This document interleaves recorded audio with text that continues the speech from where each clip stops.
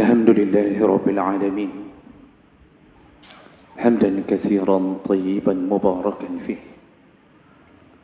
أشهد أن لا إله إلا الله وحده لا شريك له، وأشهد أن محمدا عبده ورسوله الكريم. اللهم صل وسلم على نبينا وسيدنا المصطفى محمد وعلى آله وأصحابه أجمعين. أما بعد، فيا عباد الله، أوصيكم وإياي بتقوى الله، فقد فاز المتقون. أعوذ بالله من الشيطان الرجيم. بسم الله الرحمن الرحيم. وما كان ربك ليهلك القرى بظلم وأهلها مصلحون. صدق الله العظيم. Segala puji bagi Allah, kemudian salawat dan salam pada Rasulullah, pada keluarga dan seluruh sahabat-sahabatnya yang Allah muliakan, insyaAllah. Seluruh yang hadir datang karena Allah, walaupun dibakar oleh terik matahari. Kita keluar dari pekerjaan kita, dari kantor-kantor kita untuk menghadap Allah. Dan semoga kedatangan kita, duduknya kita, bahkan diamnya kita menjadi pahala di sisi Allah Subhanahu wa taala. Jemaah Jumat yang Allah muliakan, ada salah satu hadis yang berasal dari Mughirah bin Syu'bah. Mughirah bin Syu'bah mengatakan bahawa qala Sa'ad bin Ubadah, pada suatu hari Mughirah mendengarkan Sa'ad bin Ubadah, dia berkata, "Law ra'aitu rajulan ma'a imra'ati la darabtuhu bis-sayfi ghaira musfah."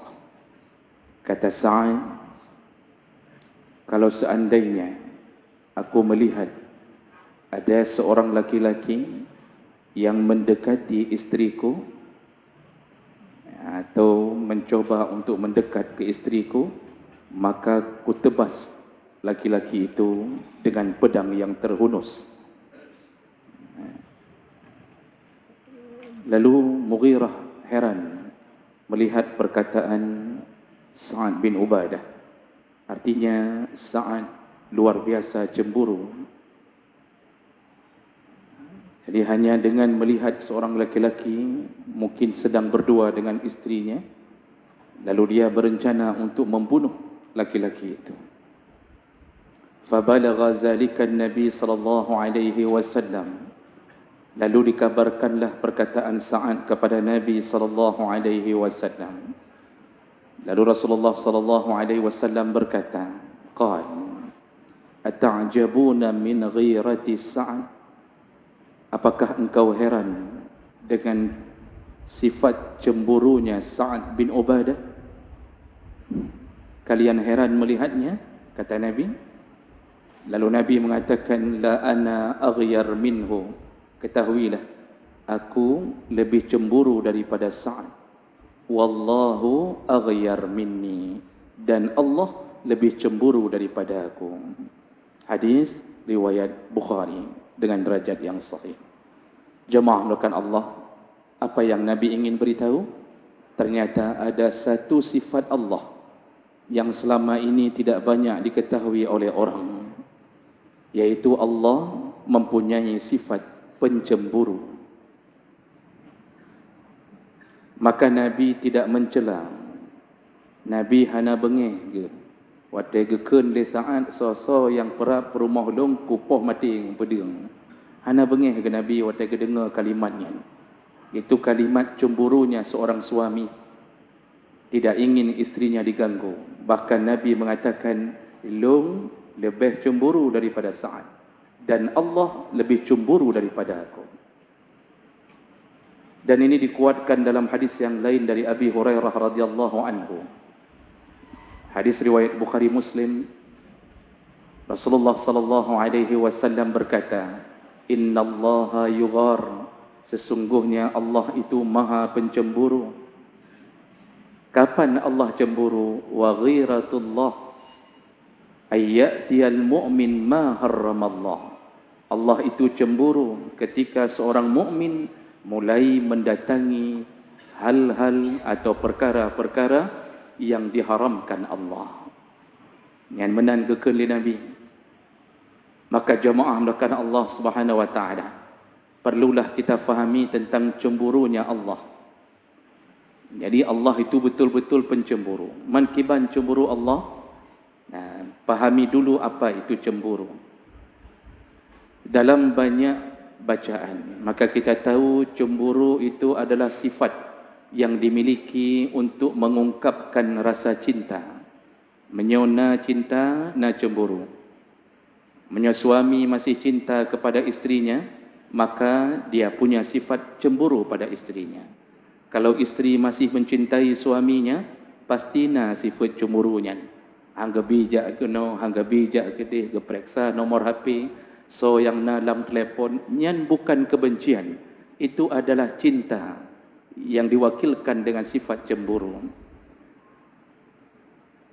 Lalu cemburu juga adalah perasaan marah ketika pasangannya diganggu orang. Yang cemburu sih, bengeh dia. Ya. Maka istri pun marah kalau suaminya diganggu. Suami pun marah kalau istrinya diganggu. Yang berarti sifat cemburu.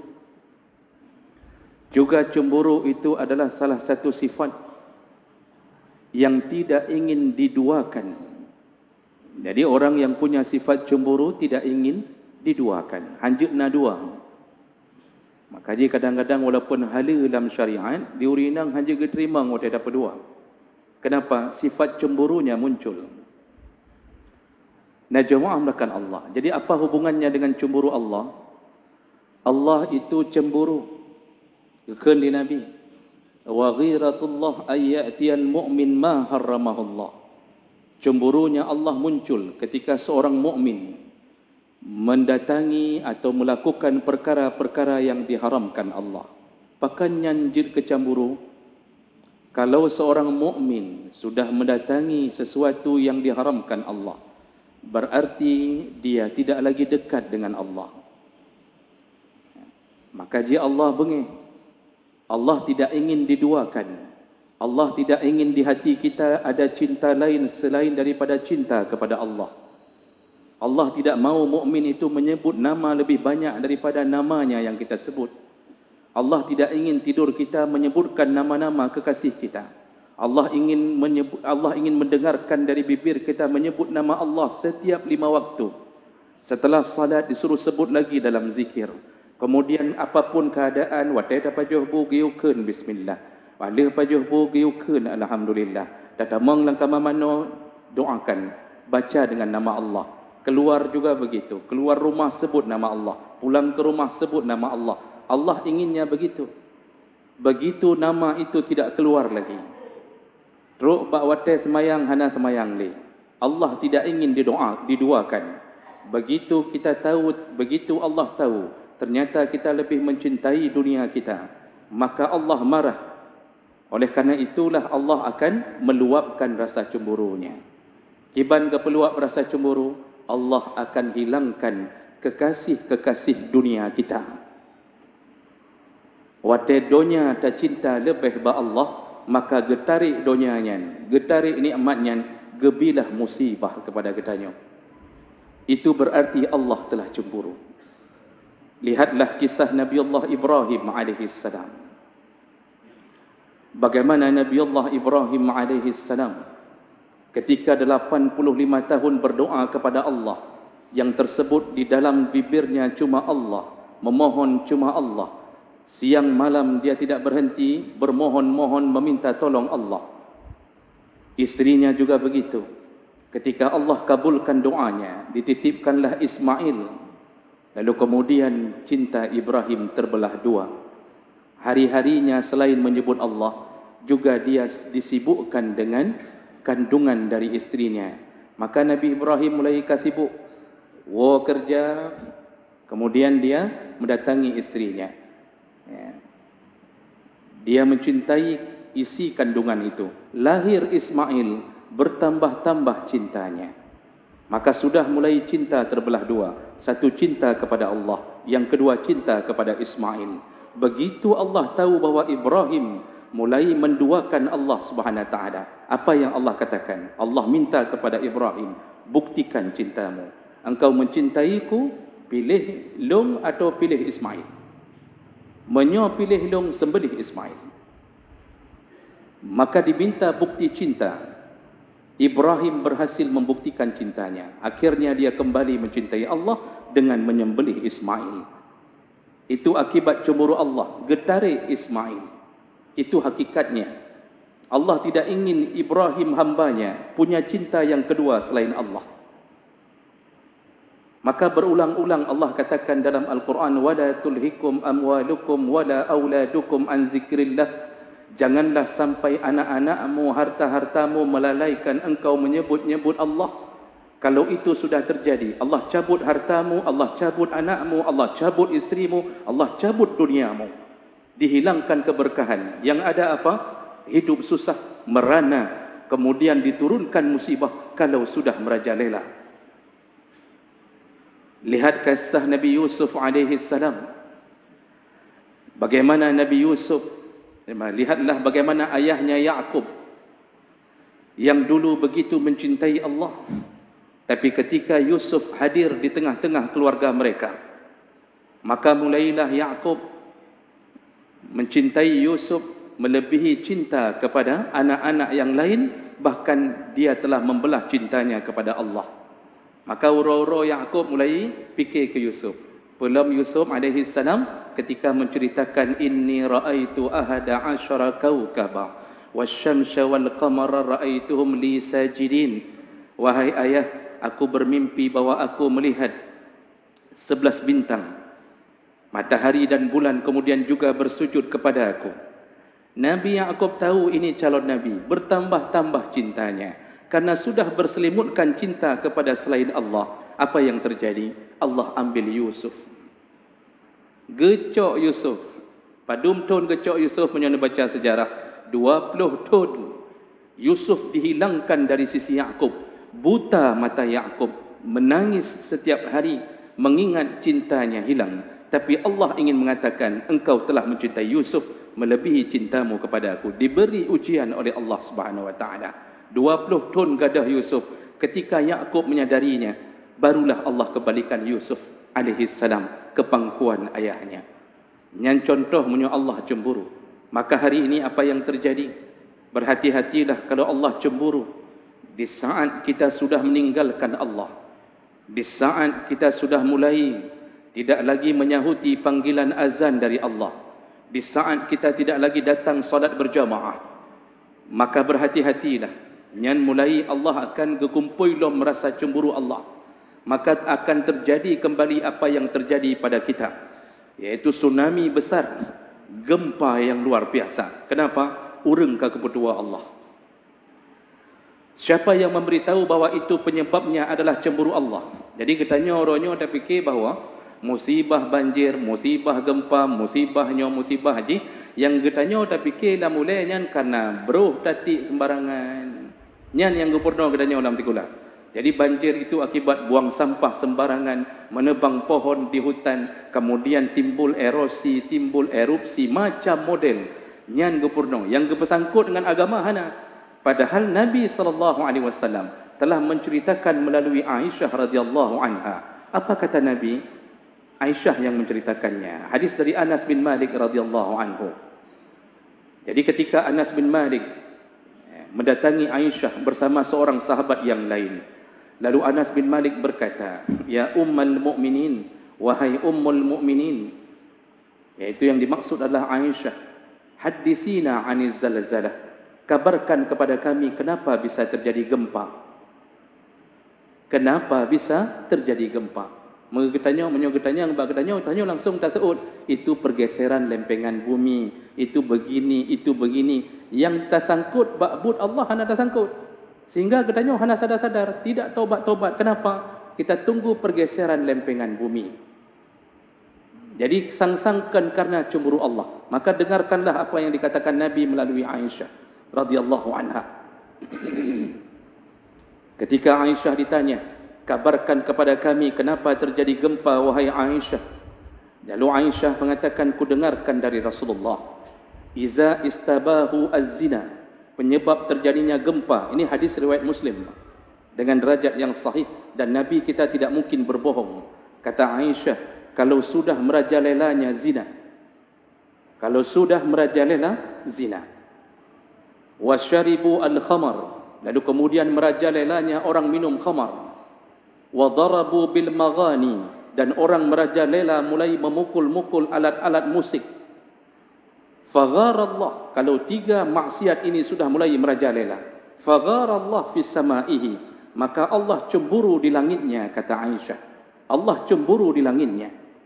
Faqala lil ardi, kalau Allah sudah cemburu dengan tiga maksiat yang dilakukan oleh hambanya yang mukmin, lalu kemudian Allah marah, Allah berkata kepada bumi, tazalzali bihim, wahai bumi, bergoyanglah, bergoncanglah engkau wahai bumi, kata Allah. Wa in tabu, kalau setelah engkau bergoncang orang-orang kampung itu, orang-orang di negara itu, kemudian bertaubat, wa naza'u, maka cukupkan, stoplah, kata Allah. Menyotaubat, stop. Wa illam, kalau seandainya mereka juga tidak taubat-taubat dengan bumi yang telah diguncang Allah, maka wahadamahallahu alaihim, Allah suruh bumi tenggelamkan mereka, hancurkan mereka, matikan mereka. Nyokehnyo penyebab terjadinya gempa dan tsunami. Jamaah melakukan Allah. Berfikirlah bahawa semua yang terjadi di muka bumi izin Allah, bukan karena sampah yang menutup gorong-gorong, bukan karena pohon yang jatuh di hutan. Nyanta noh Arab dari uroji hana bakai, hana sapu, tapi wanyo na sesuatu yang Allah pelihara, tetap Allah pelihara. Ada kota yang Masya Allah luar biasa, tidak ada penahan air, tapi tetap tidak pernah banjir. Kenapa? Penduduknya tidak bermaksiat. Maka penyebab datangnya musibah adalah maksiat. Yang geken dia Nabi pun apa? Kalau zina merajalela, jina nenging kerana zina kiban. Semua anak-anak kita memegang HP di tangannya, orang tuanya mengisi pulsa, lehjuk HP pasal pulsa dong. Dia nak katanya tip uro, dilihatnya gambar porno, dinontonnya gambar porno, dinontonnya video porno. Itu pekerjaan hari-hari anak-anak kita dari SD bermula, SMP, SMA sudah punya pacar. Kemudian melampiaskan apa yang dia tonton, merajalela berzina, orang telanjang di mana-mana. Katanya waktu ubud tahun 70, 80. Yang untuk tak temeng orang telanjang cukup hana payah tak temeng. Orangnya Masya Allah bak jaro, berzina merajalela. Wasyaribu al-khamar, bagaimana merajalelanya orang mabuk-mabukan. Mabuknya mandum jenis yang memabukkan termasuk sahabat. Katanya sahabat-sahabat tak bangga katanya bahawa katanya Serambi Mekah. Dia anak muda rata-rata je orang pip sahabat. Makin dalam kampung makin ramai orang pip sahabat. Itulah penyebab yang menyebabkan Allah cemburu. Mereka tidak lagi ingat Allah. Wa darabu bil maghani, di mana-mana orang berjoget-joget, penuh dengan kehidupan musik, zikir tak ada lagi. Yang dihidupkan adalah hafalan-hafalan menyanyian. Di sekolah-sekolah diajarkan nyanyian. Masya Allah. Oleh kerana itu, patutlah kita faham yang menyebabkan Allah marah, lalu kita dijatuhkan kembali musibah yang besar karena kita menjauh dari Allah, sehingga Allah cemburu. Nyokehnya yang paling penting kita fahami. Maka oleh kerana itu bagaimana solusinya? Ini terakhir bahagian khutbah kita. Solusinya Allah sebutkan di dalam surat Hud ayat 117. Salah satu solusinya adalah وَمَا كَانَ رَبُّكَ لِيُهْلِكَ الْقُرَى بِظُلْمٍ وَأَهْلُهَا مُصْلِحُونَ. Allah tidak akan menjatuhkan suatu kaum musibah dengan kezaliman kalau di antara mereka masih ada orang-orang yang muslihun. Hangga petun bala di Allah kalau masih ada di antara kalian, kata Allah, orang-orang yang muslihun. Muslihunnya sebuah kalimat dengan salih.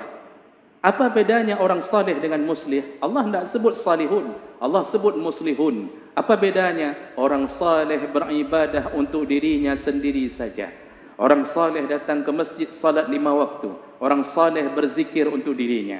Orang saleh tahajud banyak-banyak. Orang saleh duha tak pernah tinggal. Tapi kalau muslih ditambah satu huruf muslih dari aslaha, maka yang dimaksud adalah orang saleh yang mulai memperbaiki umatnya.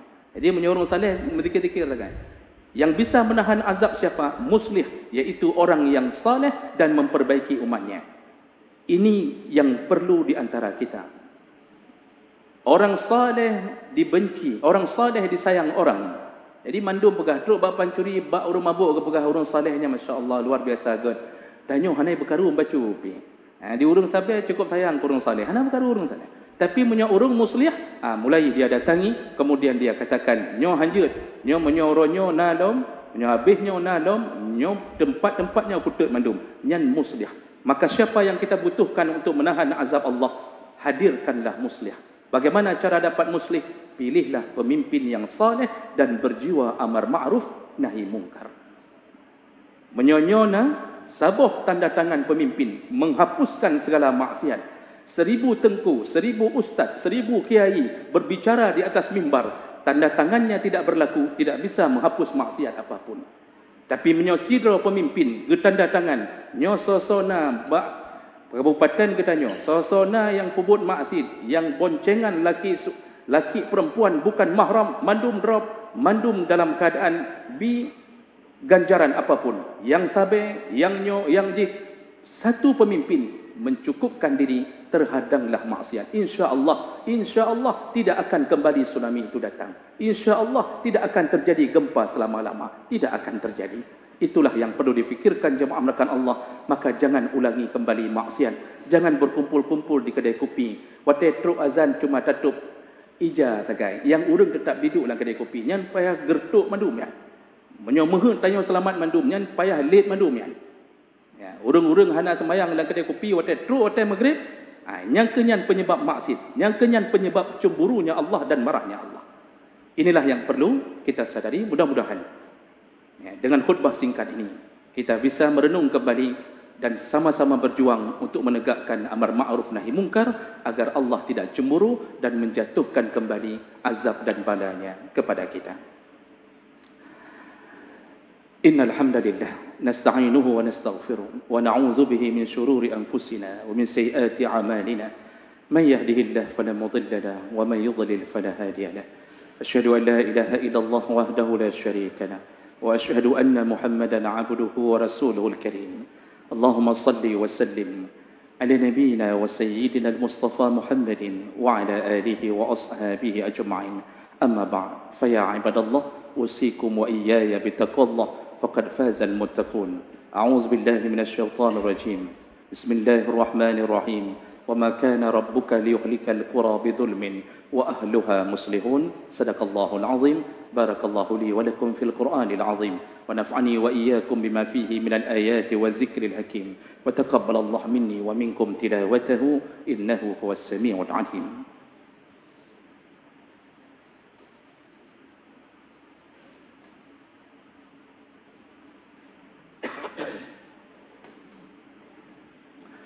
Alhamdulillahi Rabbil Alamin.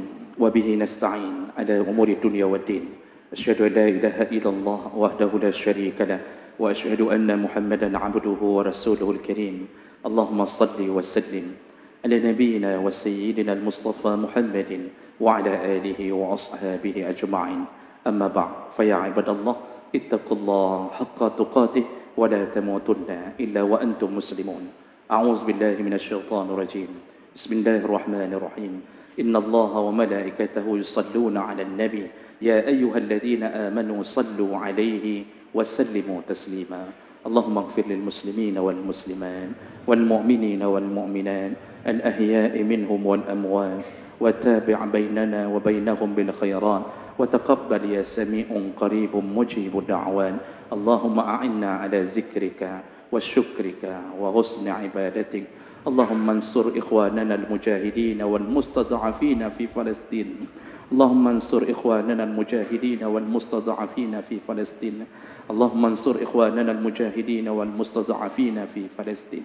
ربنا آتنا في الدنيا حسنة وفي الآخرة حسنة وقنا عذاب النار والحمد لله رب العالمين ولا ذكر الله أكبر والله يعلم ما تصنعون وأقيموا الصلاة.